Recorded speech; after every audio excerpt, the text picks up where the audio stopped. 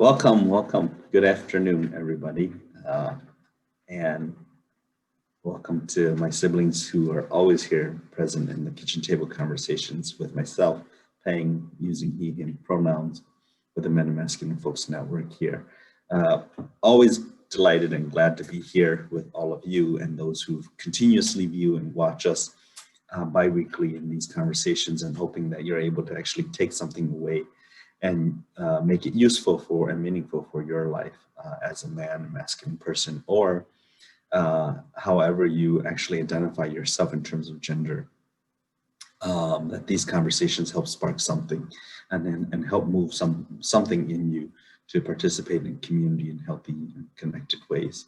So this is actually our 15th conversation as well. So it's been a lot, but appreciating all the ways in which we've come together and continue to have these conversations. So before I go further, I want to make sure that the siblings here get to introduce themselves as well too, just for folks' references as well too. So pass it on.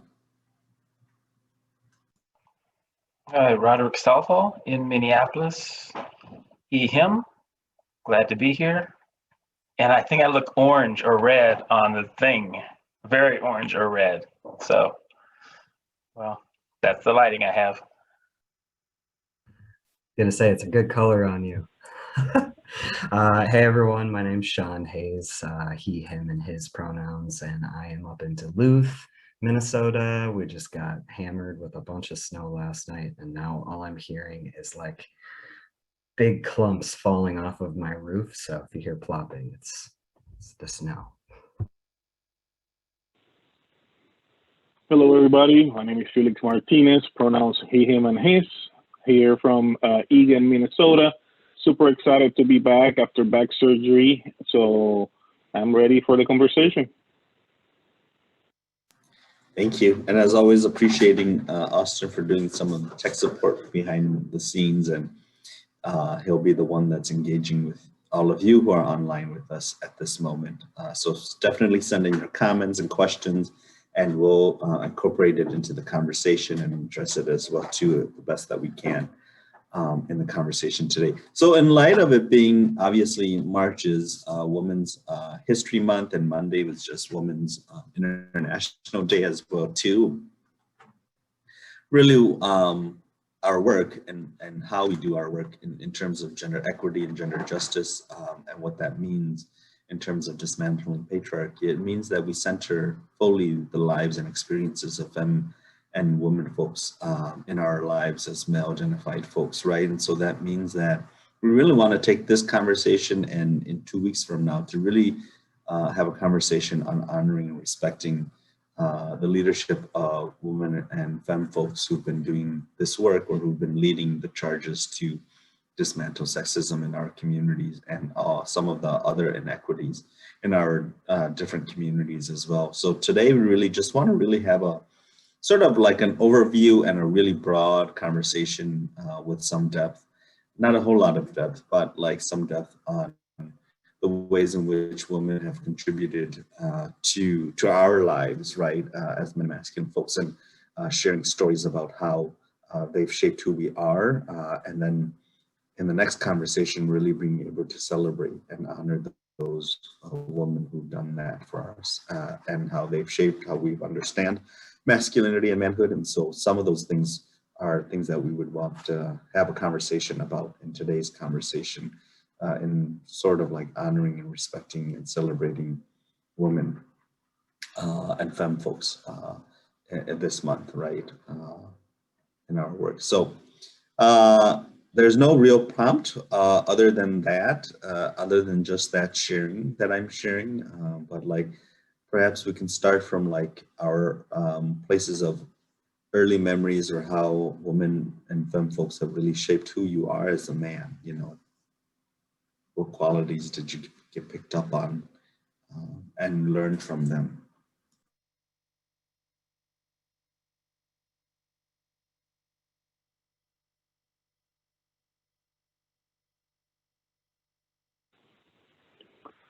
Hello, everyone. Women's in my life. Wow. So I'm grateful to have them in my life. I have learned so much about them, around them, and they have helped me to become a better man. Of course, as a man, it's not easy understanding that we live in a world where there's so many, oh, there's gender inequities, rooted in patriarchy. So having women in my life that can call me out when I show some of those maybe unhealthy habits has been very, very powerful. Me as a father of two daughters, I also have opened my eyes to see the world that we live in from a different aspect, understanding that we live in a world that they don't have the same opportunities as men, equal in payments and their jobs. So now, as a man and being surrounded women like that, it's also my responsibility to be sure that their voices are heard, that they feel that they're valued, that they're important, that there's also men out there that want them to live in a world where there's equality, because they're not asking more than us, they just want to live in a world where everything is fair, is equal, everything is, where they can go out without being scared that, there's, someone's going to jump in, or someone's going to say something to me, that I'm not going to feel comfortable, that I cannot wear certain type of clothes because men are going to think of me in a different way. So I think we have seen a change, in politics. We've seen a change, in our communities that, women are starting to get those positions where, that they're making decisions and help us make decisions where we can empower them and empower our sons and daughters to have more, better education and have a better understanding how bad patriarchy is in our community. So I'm grateful to have them around. I just want to always remind men to feel respected. Sorry, I have some dogs right here. Men to encourage women. As a father of two daughters, I want my daughters to live in a world where they feel respected, they feel valued, and at the same time they can encourage other girls to don't be scared of making those steps to break those gender stereotypes, and history have shown us that. So yeah.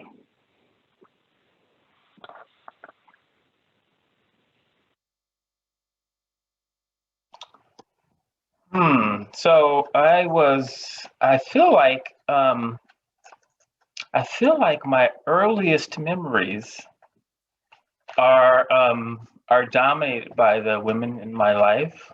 I was the baby of the family and had one brother, two older sisters who ruled. And when I say ruled, they ruled the house. They were 10 years older, right? So they even had size on you, right? So they ruled the house and sort of they really set the stage, I think, for us.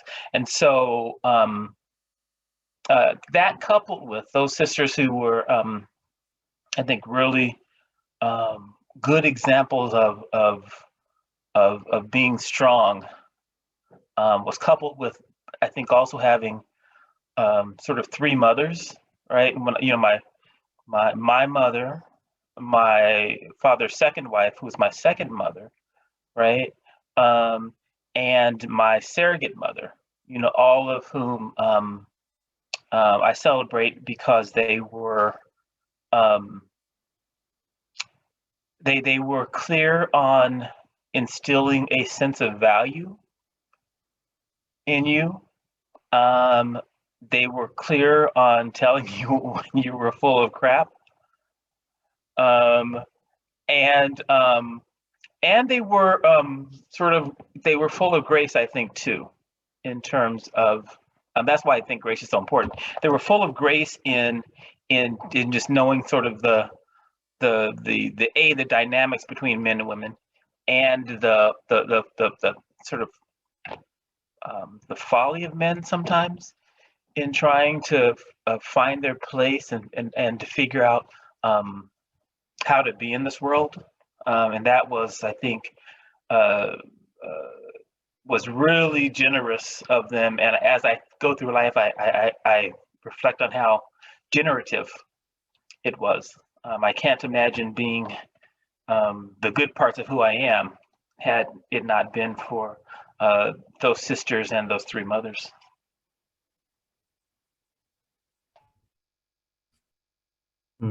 Yeah, I appreciate that. I was thinking back to my own childhood, and just, yeah, my mom was always there. She was a stay-at-home mom. You know, she packed us lunches every day. She took care of the home and the kids, and you know, so immediately my sense of what womanhood meant was that caring and that really holding of the family, and all of the details, you know, that go into every day of getting a kid ready for school, and things I never understood until very recently, the and how much you know, patience, grace for sure, Roderic, and, you know, just real deep love I think I felt from my mom early on. And you know, with my experience, I transitioned later in life, and so, you know, for the majority of my life up until like my mid-20s, you know, I was surrounded by women and girls and femme folks, and so I really feel like they have you know, been my teachers, my confidants, my you know, let me bounce this off you kind of folks always. And then I think after you know, after I transitioned, it really became you know, just more learning, more trying to locate myself and where I find myself in masculinity and the patriarchy as a trans man. And so, yeah, I mean, I don't know, all of the development and the growth I feel like I've had in the last, you know, 6 or 7 years being out as trans, I feel like has again been primarily women, femme, non-binary folks who have been like, come on, we're gonna help you, you know, like, take my hand, I'll show you, in kind of that way, I think, where there's just so much patience of like, well, these guys, you know, are so, I think your word folly, that made me laugh, but also, you know, just thinking about how much harm we're capable of causing as men, as masculine people, and how that's oftentimes okay. And so I feel like, yeah, looking to women and femme folks as our kind of like our beacons, or like lighthouses, like kind of guiding us where we need to go. I think that that has been huge for me in my life.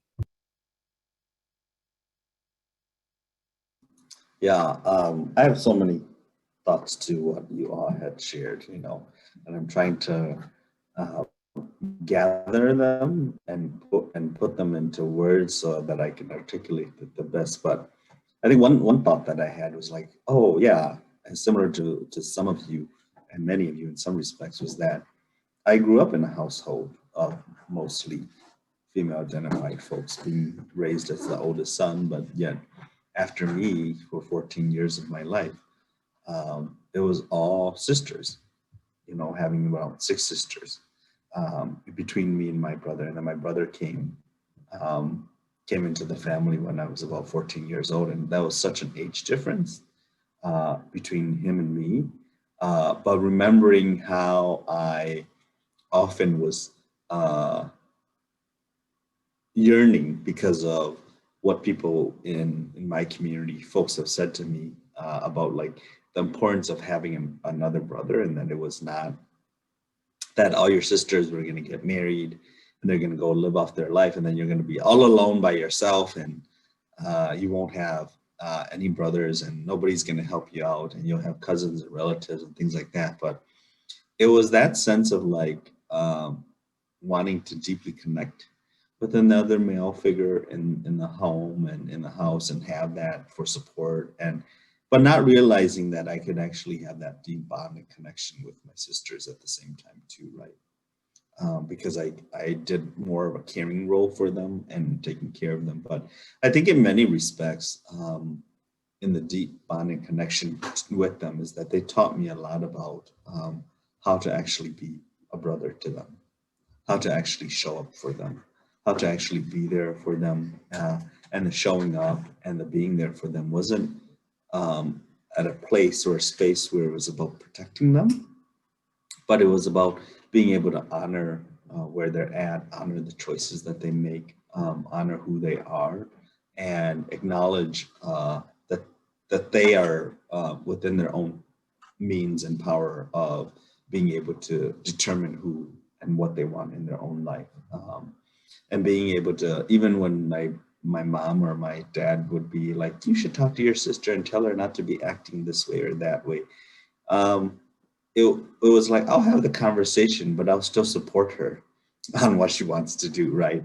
And I'll support her in navigating those patriarchal practices that actually exist in the community, right? And navigating the ideas that my parents have that have been instilled and socialized into them on how women and girls should be behaving, you know, and helping them navigate that rather than being just transmitting whatever my parents were saying to me to them, but being able to say, okay, let's have a conversation, help you navigate this part. And so I think those are some of the learnings that I've learned in that, because I totally could have been, in some respects, I could have totally been like a brother where I was like ingrained deeply in the patriarchal beliefs of how to be an older male brother and just follow the directives of my parents. And when they're like, you need to talk to your sister, I'll just say exactly what they just shared with me, you know, to them.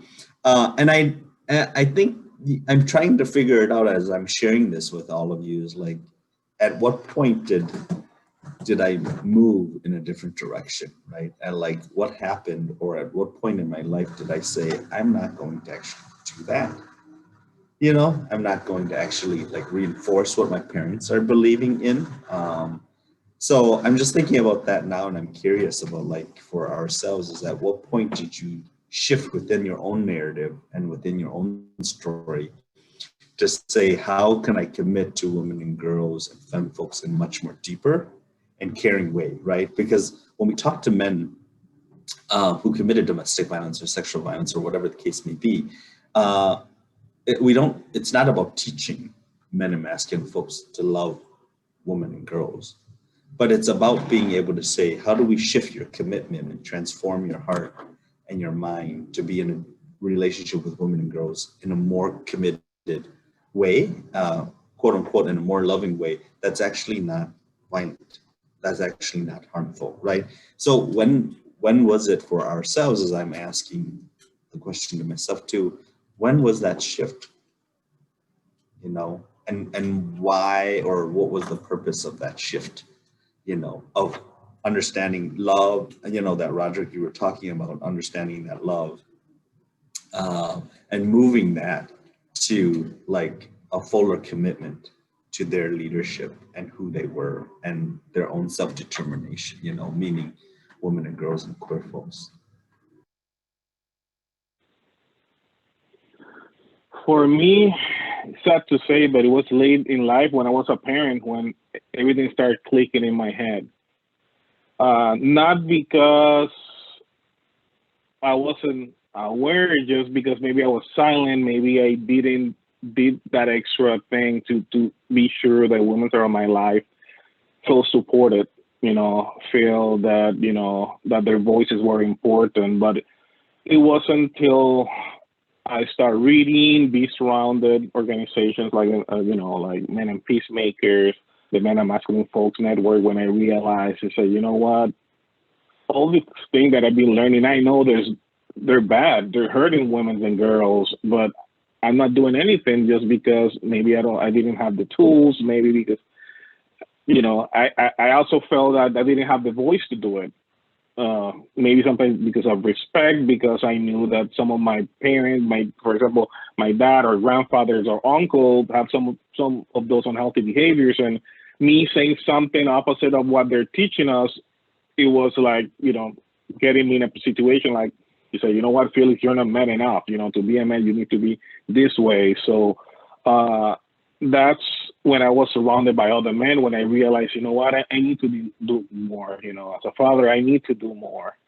But like me, there's a lot of men out there that maybe think the same way, and maybe we're scared of making those decisions, or maybe we don't feel supported, or we don't know what to say. So one of the things that I always do when I talk to men is I try to be sure they connect to, to see the effect of our behaviors and our family members and our sisters or grandmas or mothers. So once they feel that connection and they see the harm that they're causing, that not necessarily maybe gonna stop it up doing, but it's gonna make them think about it and say, you know what, wow, I didn't realize by yelling to my wife, I was emotionally hurting her. So I didn't realize by telling my daughters, okay, it's 7, you need to go inside, I was not giving her enough power to, to look for herself, just because the society was telling me, you know what, at 7 p.m. women need to be inside, it's getting dark, it's not safe for them. And that's when you need to obviously have that conversation with men. So men need to be sure that women after 7, they feel safe outside. They feel comfortable, they feel protected. So, and this is something that continued till today, you can still see it, I had a conversation, for example, last night with my daughter, and she's in college on campus, and she was outside, and we knew it was getting dark, and as a father right away said, you know what, it's getting dark, you should go inside, So at the same time, I was realizing, like, you know what, that's not good neither, saying that you're not strong enough or we shouldn't be outside. So, this is something that we keep learning day by day, and we need to reinforce them. And with my spouse, we had a chance to talk about it. So it's good to also have someone close to you to have this type of conversation like we're having right now. So it's something that you keep learning every single day. It's not linear, you're always gonna screw it up once in a while. As a man, we need to admit that, but it's important to be sure that the person that are around us also have the women and girls have the courage to call me out right away. Say, Felix, why you say that? It hurt us. You need to change that behavior. So it is a constant battle, but together we can, start creating safer spaces. We can create spaces where there's more trust. That's very important in relationships, not just with your spouses, but with your loved ones and your friends, but spaces where, women feel respected. So.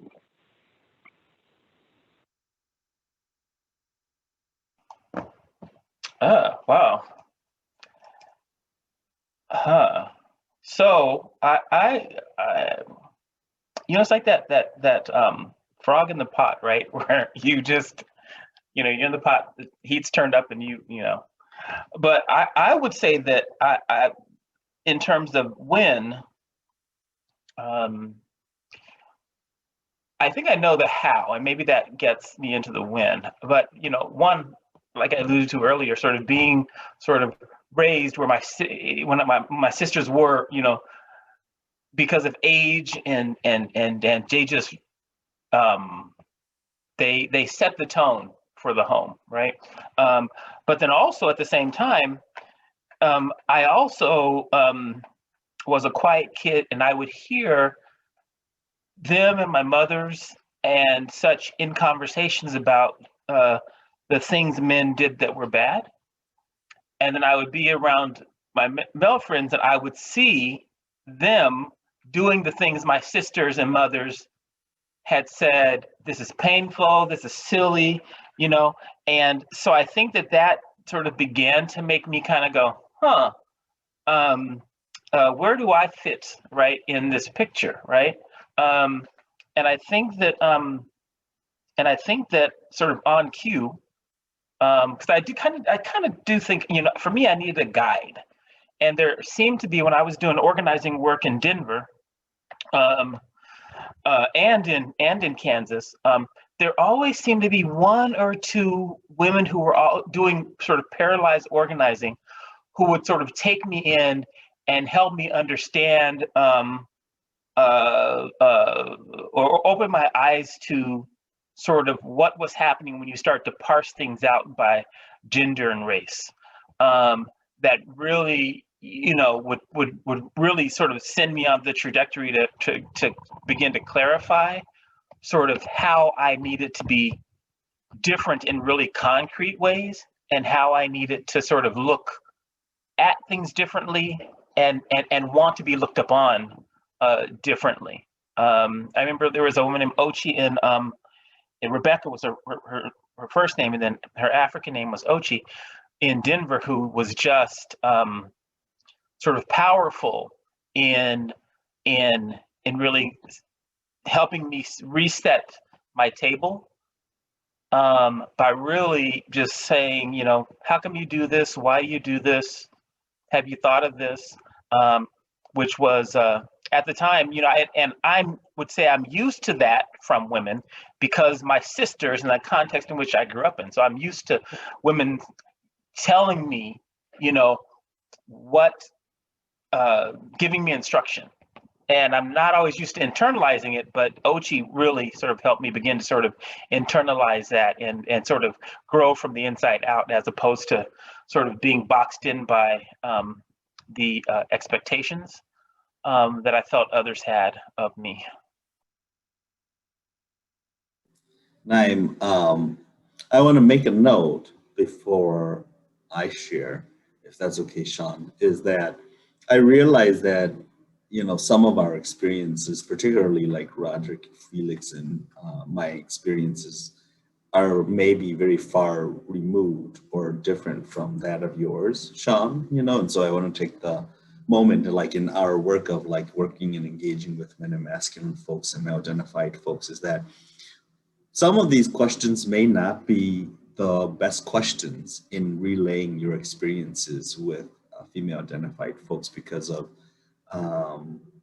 how you identify and in the different parts and ways in which you have been identified and people have experienced you, and you meaning acknowledging Sean at this moment.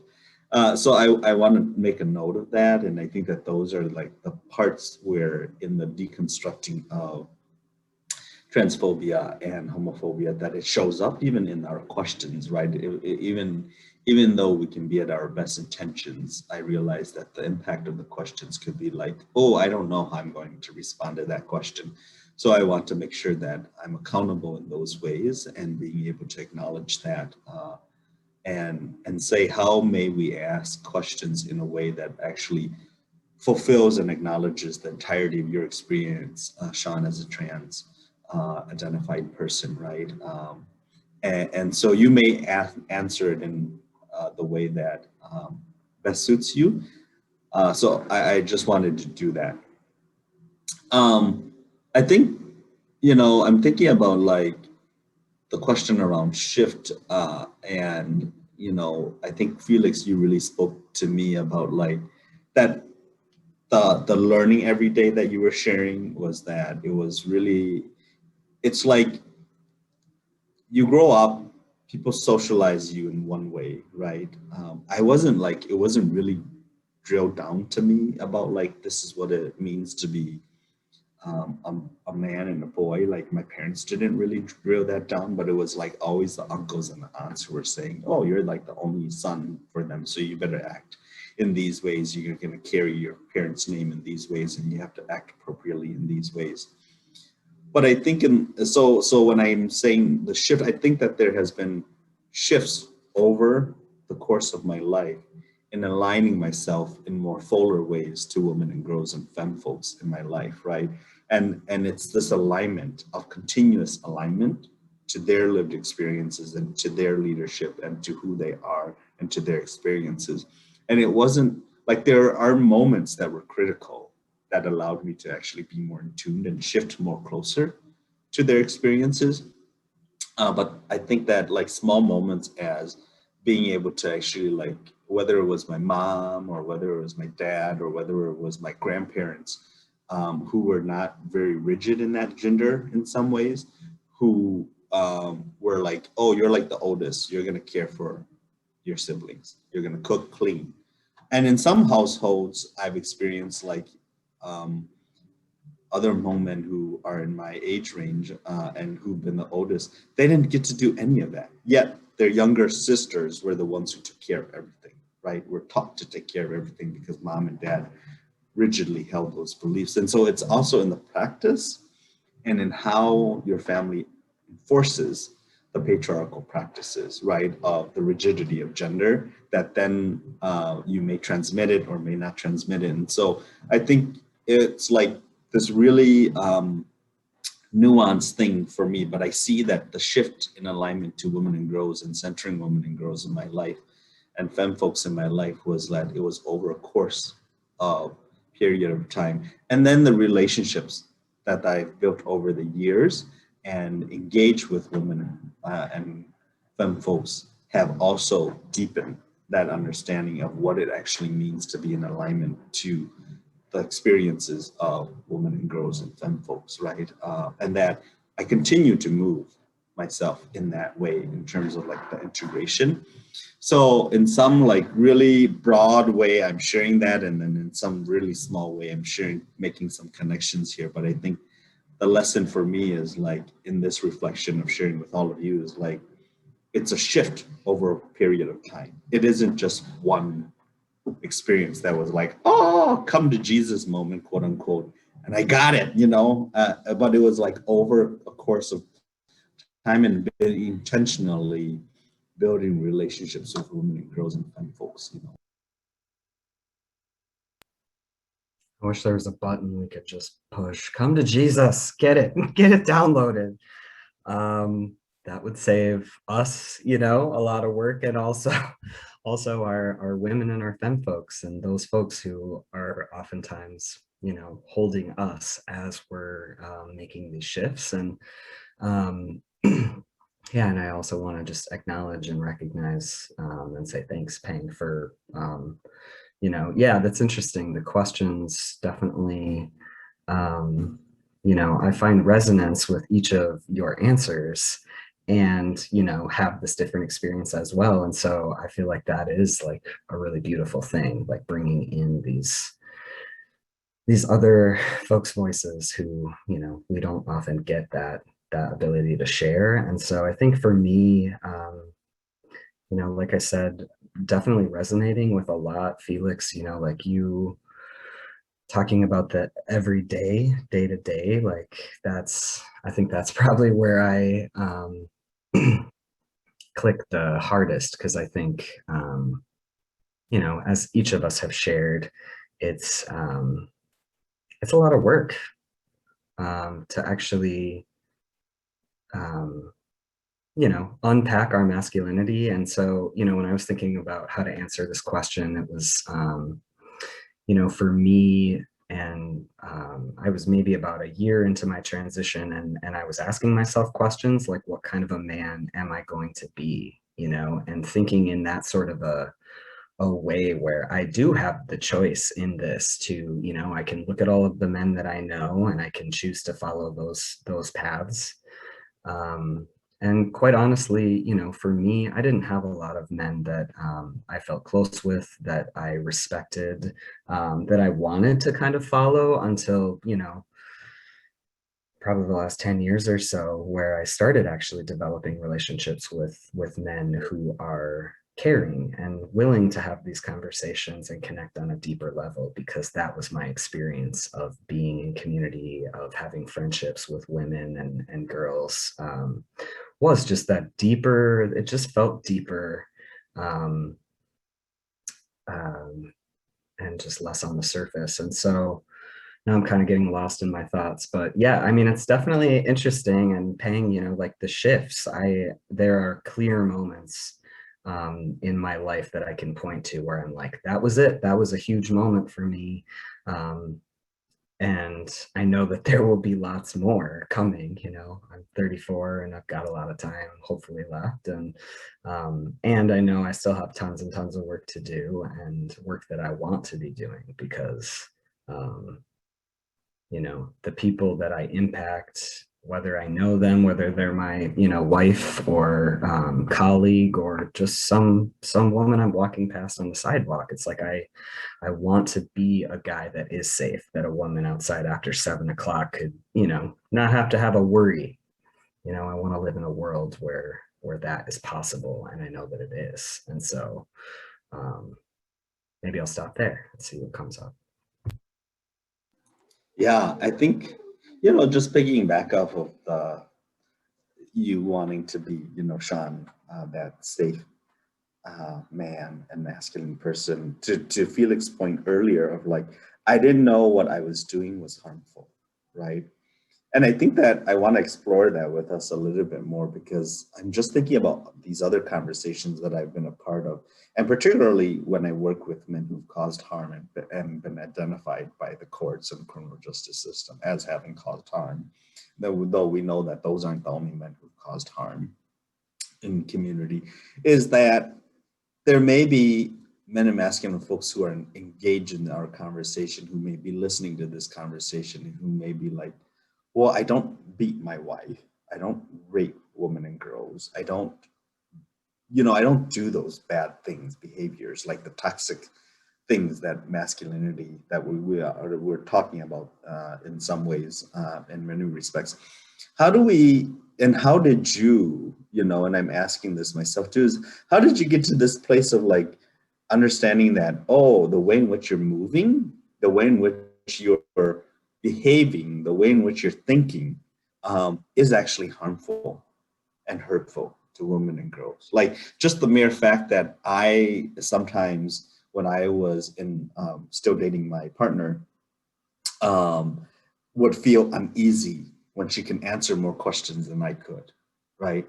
Or would feel the classic example I always give is that she knows more about cars than I do, and I would feel so uneasy, even though I've been doing this work and even though I've been trying to align myself, right? But like, there's just this overcoming of like uneasiness, and I know that in some way exhibits and can move me into the place of actually causing harm, right, and contributing to the harm pieces. So I don't know if I'm asking and articulating it right, but there's a nuance in there that I want us to like really reflect on and peel over, of like, in the shifting is, when did you start realizing that the way in which you're moving and behaving was actually harmful or contributed indirect ways to the violence that actually women and girls and femme folks are actually experiencing in community, right? Or like the words that we would use, like the BITCH word that I don't often use, because I understand and have come to understand that word contributes to the sexism and to the okaying the violence that actually happens. But there may be masculine and male identified folks who are like, well, it's just a word, I'm just saying it, it doesn't cause, I'm not doing the harming, right? So why should I stop using that word? And how do we sort of really have that conversation about trying to shift those men and masculine folks thinking on that, you know, and getting them to do the alignment that we're talking about here? For me, probably was educating myself, because I don't think the woman in my life maybe felt strong enough to maybe call people out. But by educating, by surrounding me with people, you know, that they knew about the topic, pay more attention to a woman and girl in my life. You know, my daughters, I remember laying down in bed with my babies in the bed, looking at them, seeing how vulnerable they were, you know, and how I can create a space where they feel validated, they feel valued. But I think it was by educating myself. That I need to go back to that. I think when you live in a society where women don't feel valued and they don't feel that they're listened, it's hard, you know, for them to speak up, you know, and for men to understand, you know, their points, you know, put yourself in her situation, you know. So by educating myself, I think for me that was the key.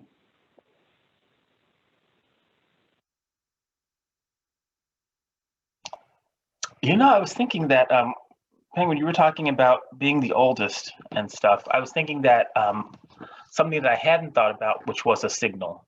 This is a two-part answer. One was, so I grew up and, we, of course, all of us had chores. My brother and I mostly outside chores, and, mowing the lawn and stuff. And then I moved in with my father and his second wife. And what was really interesting to me was the norm that we had in my, he and my mother's life was, she did the cooking and he did the outside work, and that was the norm, right? In his second marriage, I saw my father and his joy of cooking, because again, he was the oldest of like 9 kids, right? And so he knew how to cook from the South. So he knew how to do all kinds of cooking. And so I saw, and his wife was from the South too, and was also the oldest of siblings. So she knew and held him accountable for knowing how to cook. So I saw my father in the joy of sort of preparing meals and baking cakes and pies and all of this stuff. And I remember clearly him one time when I was doubting said, I'm just gonna teach you how to do the dishes, right? And so that was a shift for me in seeing sort of a grown man do these roles, right? That I had in my mind not really assigned to myself, right? So that was sort of one shift, if you will, or point. And the other was, I go back to the Ochi I was talking about, who really helped me crystallize sort of this saying. And I would say there's an author who was having a conversation with another author, and he said, and it was about black male and female relationships, and he said, well, black men are violent to black women because they're right there, right? If it were a lamb, black men, right there, black men would be violent to the lamb, right? It's just circumstances are the reason. And the response of the woman was, but we're not lamb, right? And so that is a saying that I sat with for a long time, thinking about, okay, you've heard your sisters and mothers and women folk talk about sort of how men could be better, but you've not done anything about it. And so the combination of the Ochi, the woman I spoke of, and sort of sitting with this quote helped me understand that I needed to be sort of an active participant against this thing that seems that people would justify as just circumstantial. And so I would say that is probably, 2 places where my father's looking at him breaking molds for me, and then that conversation and quote that just made me feel accountable, if you will, for being part of sort of an active or vocal solution.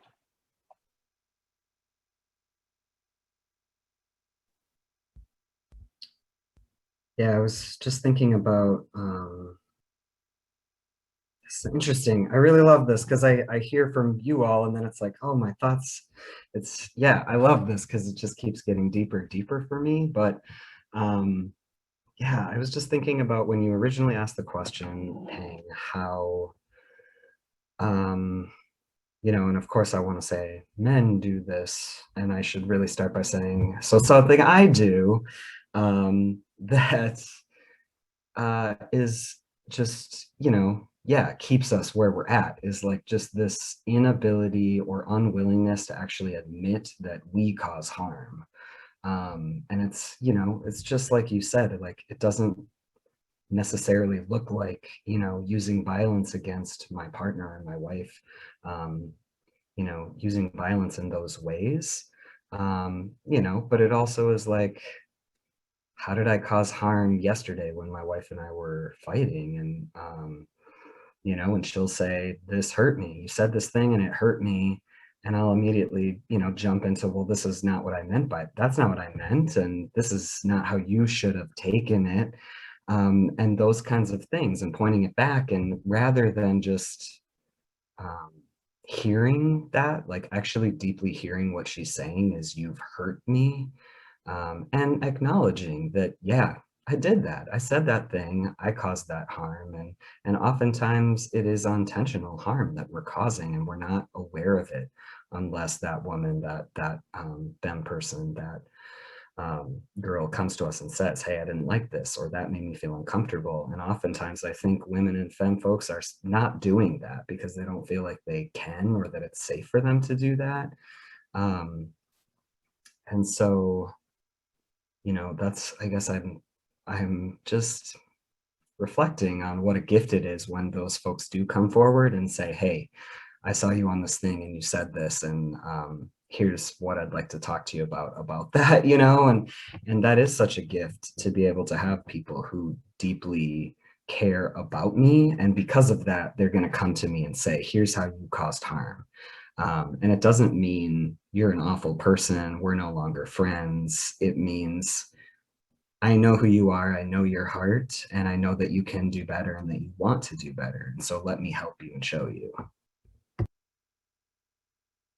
You know, I think, you know, what's coming to my mind as you all were sharing, to Roderic's point too, Roderic, about being an active participant, is perhaps that's what it is when we're talking about healthy masculinity and healthy manhood, is being an active participant in sort of like the deconstructing of patriarchal practices and beliefs and the rigidity of like what men should be and what women should be and how they should be in them. And so I'm like, I know we haven't really fully defined even in the course of our conversations here what healthy masculinity is, because we've left it so broad. And I think to the conversation we had 2 weeks ago, towards the end there between myself, Roderic, and Brandon, like, what is healthy? Like, what's the vision for that, right? What's the vision for that? And I think that that's important. And so maybe perhaps even in this conversation, I'm seeing it come through of like,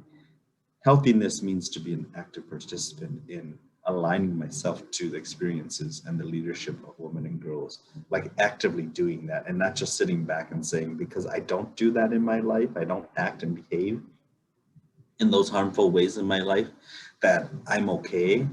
And it's only those other men, right? Because it's very easy for me to get to that place. And I know that there's some men and masculine folks out there who sort of like reject the ideas that we're coming from, right? And in these conversations, and reject the notion that we should look at it from different perspectives, and it isn't just about gender, it isn't just about sexism only, and that there are other many underlying factors. Yes, I wholeheartedly agree with that. And at the same time, yet I can't help but look at the stories and the data that show that women continuously experience violence at the hands of men, right? And that their experiences are very different than my experiences, and that my worldview as a man and a masculine person is very different in my socialization to that of theirs, right? And so as a man of color and as a Hmong man, it's very different than my sisters, and that I couldn't say just because I didn't experience it doesn't mean that they don't experience it, right?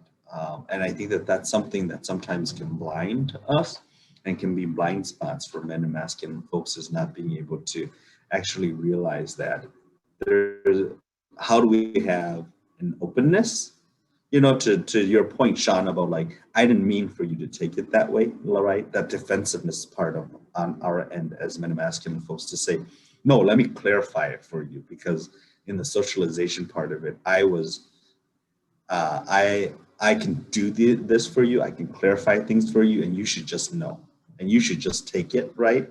And that's where it's actually in many subconscious ways coming from. And so I find myself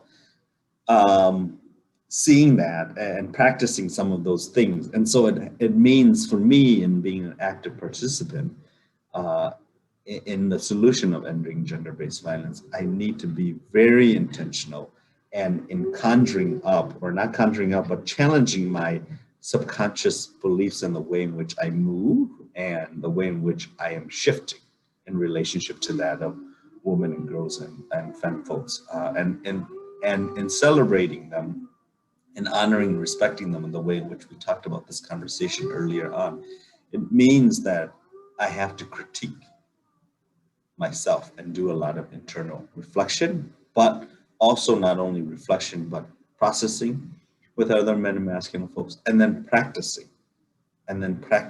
new ways of being, right? Which we all talked about. To Felix's point about education, is that I have to go learn, right? And that I can't expect women and girls and femme folks to always be the ones who are teaching me. And undoubtedly, all of us have had many experiences with women and girls and femme folks who said, I'm going to give you the point straight here. I'm going to teach you right here. But then we also had to do learning outside of that as well, too.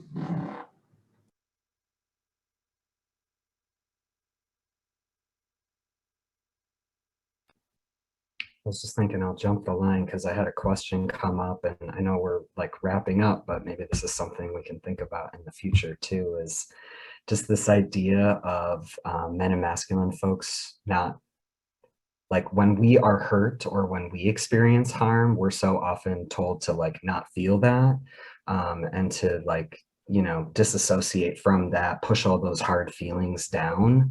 And so I'm wondering, like, when the women and femme folks come to us and they're sharing the harm, they're sharing the hurts that they're feeling, we're just so like, we've pushed that so far down that our ability to connect and empathize with that hurt like is not there, or like we have to sort of reconnect to that deeper caring part of ourselves in order to actually like have that I get it moment. I don't know if that question makes sense, but it's just, you know, it's hard for me to actually feel pain and to let myself take the time to like feel sadness and to feel you know, grief and upsetness and all of those kind of harder emotions.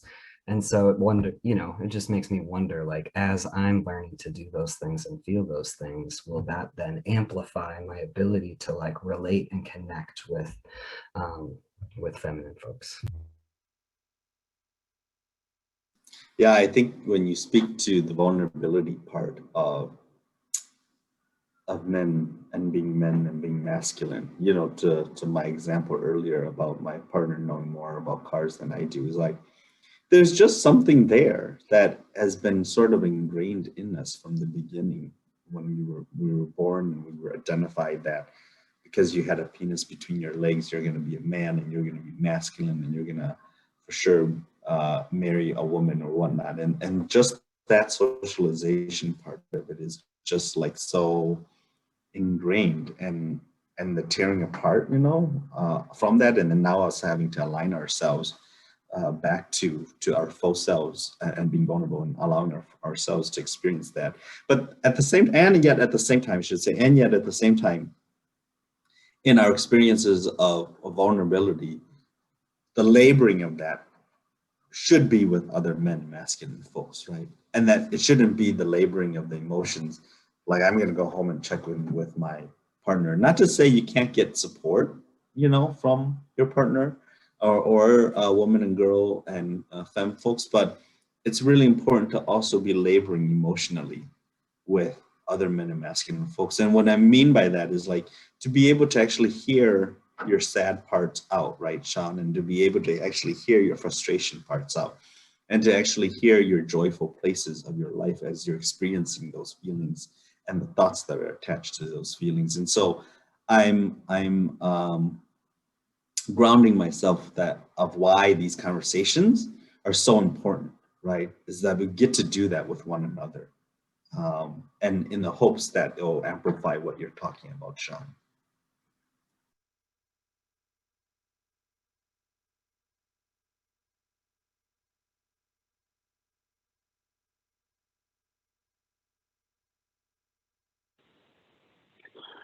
Yes, it's very important for us as men to make that step. It's gonna take time for us to understand ourselves, understand the systems that we live in. You know how unequal they are, and to make a difference. I think we all have women, you know, that have been affected because of these systems. and we have seen them being hurt, and sometimes we've been silent, maybe because we don't know what to do. And it's time for us as men to step up, to advocate for women. So don't be afraid as men to be led by women, so they can, help us, become better men, have better communities where everybody's supported, everybody's respected, where everybody's safe, women, trans women, any woman, So, women are important. They, at least me growing up, culture-wise, those are the ones who bring the stories, teach us to be vulnerable, show us what to feel loved. So men need to start taking those roles too, be vulnerable also, but lifting their voices. I think it's very important. I think at this point there's no excuses for men to maybe not be involved, but at least to at least do something. Be sure our women in our lives feel safe. Don't be afraid of asking them how they're doing, how I can support you, because that makes a huge difference.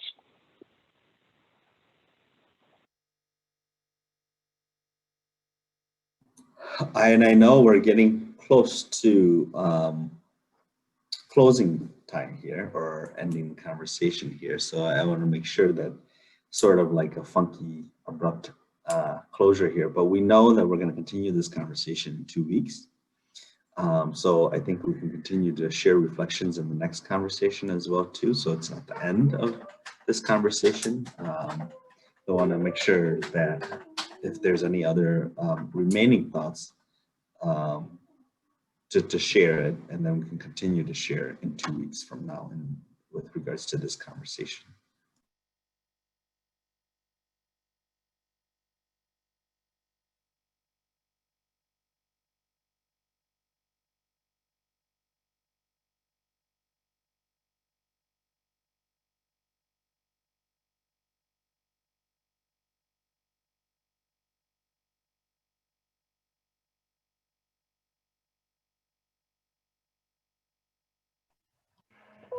So, so part of me, Sean, when you were talking, part of me was thinking about, I think I mentioned this book called Empathy Exams, when I was talking about the people who were sort of training to be doctors, right? And how sort of they were training to be empathetic. And the question was, if that is a good thing or a bad thing. And so when you were talking about hearing from your partner and trying to be empathetic, if you couldn't, if that was, part of me was like, fake it till you make it, right? So you're sort of, because at the end of the, so, because you're trying, what you want is you want to create a safe feeling, right? And so sort of when I say fake it till you make it, I mean, trying to provide that safe feeling while you're running like mad, right? With other masculine folks trying to figure out how to sort of make it real, right? How to make it authentic.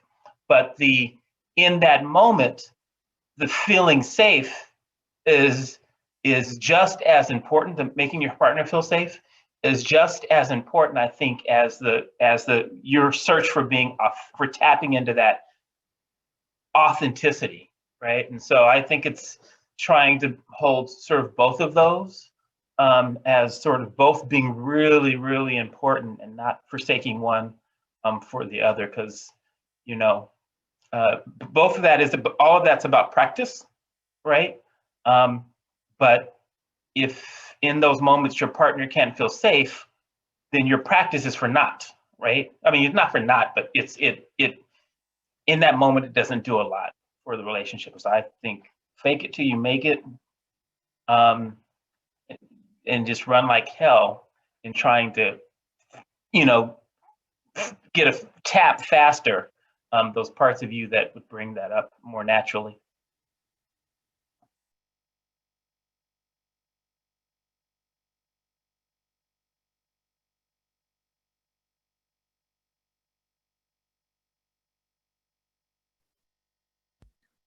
Felix or Pheng, do you have any last thoughts? Or you can take us out. Awesome. Well, yeah, thank you again to each of you. I know I definitely feel that I miss y'all feeling when I wasn't here last time, and just yeah, very grateful to continue deepening our friendships, as well as yeah, kind of modeling how we can have these conversations and do that more. Yeah, I think what you said, Roderic, like, you know, fake it till you make it, like kind of going through the motions until it actually starts to feel more natural to us. That's interesting. And so I'm going to be thinking a lot more about that throughout the day and week. And yeah, we just want to thank everybody who's been able to join us here live for our conversation, as well as anyone who's watching after the fact. We're glad that you found us and are joining our conversations. We also want to thank our philanthropy partners, Blue Cross Blue Shield in Minnesota, the Novo Foundation, as well as the Women's Foundation, for all of their support and partnership to make these conversations happen. And as a reminder, these happen every other Thursday at 12 p.m. Central Standard Time. Our next 16th conversation will take place on Thursday, March 25th at 12 p.m. Central Standard Time, right here live on our Facebook page. So make sure you click the like button to stay connected with us. And you can check out all of our previous conversations as well. There's a link in the post for this video for that. So go back and catch up on all of our conversations. They've been really good. And we will see you all in 2 weeks.